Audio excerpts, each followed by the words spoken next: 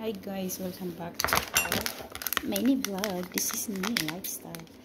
So bago nating coffee, bumili po ako ng 6 yung boxes, pero hindi ko siya nadala lahat kasi hindi na ko siya sa luggage. Galing pa to sa Pinas kasi dito sa US sobrang mahal.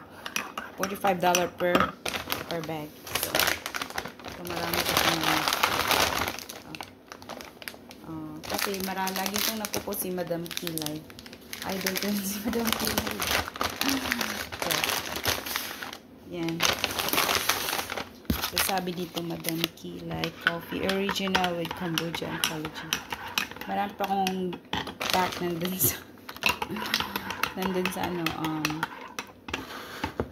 sa room. Tinago. Yummy. Shout out Madam Kilay.